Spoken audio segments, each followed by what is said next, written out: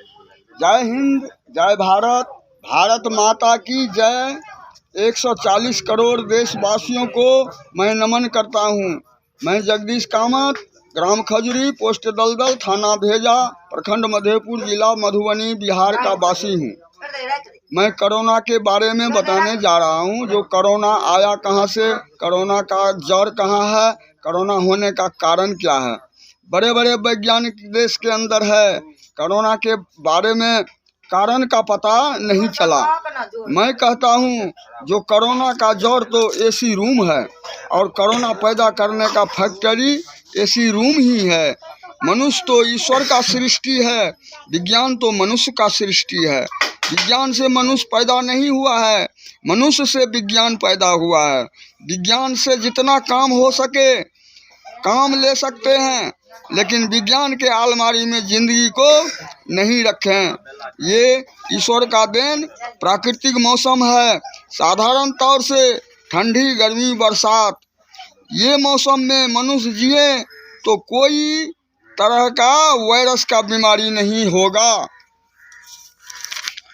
बड़े बड़े अमीर लोग मौसम ठंडा का रहता है तो गर्म में रहते हैं, मौसम गर्म का रहता है तो ठंडा रूम में रहते हैं। मैं कहता हूँ गर्मी में पसीना बहाना ज़रूरी है, ठंडा में ठिठुरना ज़रूरी है, बरसात का बौछार लगना ज़रूरी है। ठंडी में सोते समय रजाई कंबल ही बहुत है, चलते फिरते स्वेटर जैकेट ही बहुत है। घर को गर्म नहीं करें। गर्मी में पसीना बहाना ज़रूरी है, सोते समय बिजली पंखा ही बहुत है। घर को ठंडा नहीं करें। एसी रूम में 20 साल अगर लगातार रहेंगे तो आपके शरीर से 4 गुना प्रतिरोधक क्षमता कम हो जाता है और शरीर में कोरोना पैदा हो जाता है। और जो मनुष्य धूप, ठंडा, बरसात, खुली मैदान में काम करने वाले को शरीर से 4 गुना प्रतिरोधक क्षमता ज़्यादा रहता है शरीर में। जो मनुष्य को कोरोना, वो मनुष्य को कोरोना क्यों होगा। ये कोरोना काल में 1 साल तक लॉकडाउन किया गया, जिसमें कोरोना तो बड़े बड़े अमीर लोग को हुआ और गरीब लोगों को काम काज बंद होने के कारण कितना गरीब भूख मर गया।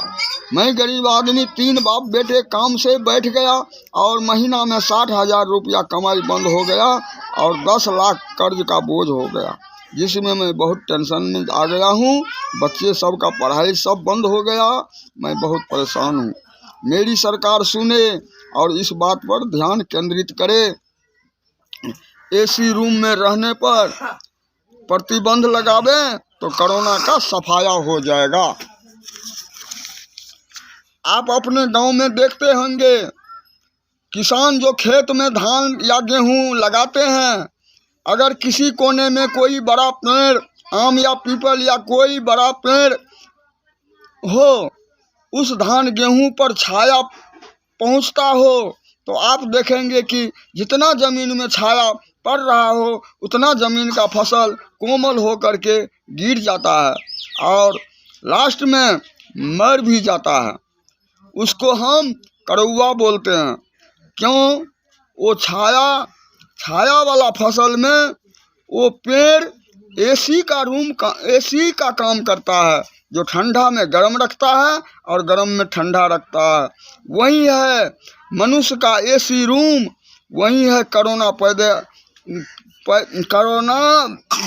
पैदा करने का मेन वजह।